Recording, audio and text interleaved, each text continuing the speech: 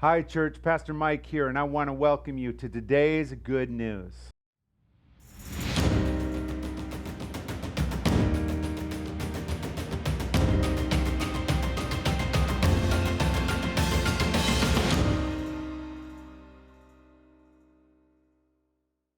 Well, today we're starting a brand new series. I'm calling it the greatest hits of Proverbs. Every day, every morning, you're going to get a word of encouragement, a word of hope right here to get you through your day.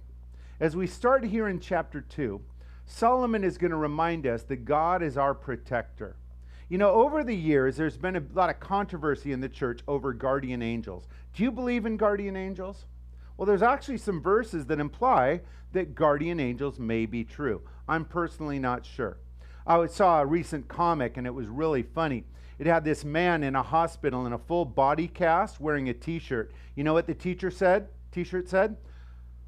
My guardian angel has a drinking problem. You can actually buy those shirts online. Don't do it. My guardian angel has a drinking problem.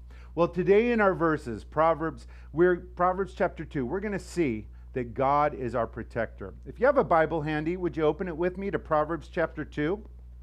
We're going to read two verses today. Proverbs 2, verses 7 and 8. God is a shield to those who walk uprightly. He guards the paths of justice, and he preserves the way of his saints. One more time. He is a shield to those who walk uprightly. He guards the paths of justice and preserves the way of his saints.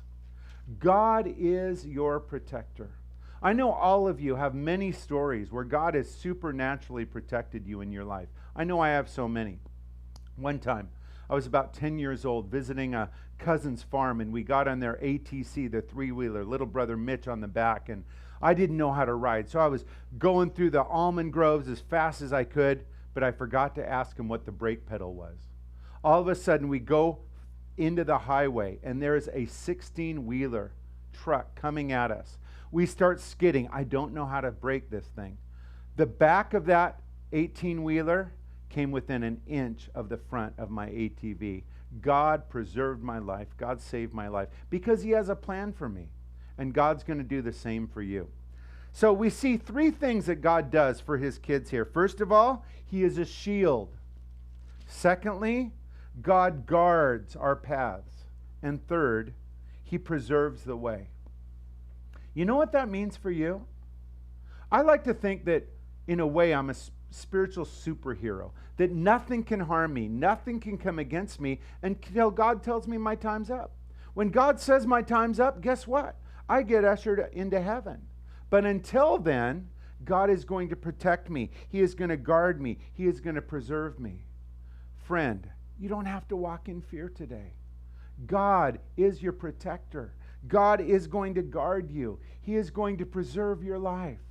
Step out in faith. Walk in victory. There's no fear for you as a believer. Now, there's three ways that God's going to be guiding you and protecting you. Number one, you personally.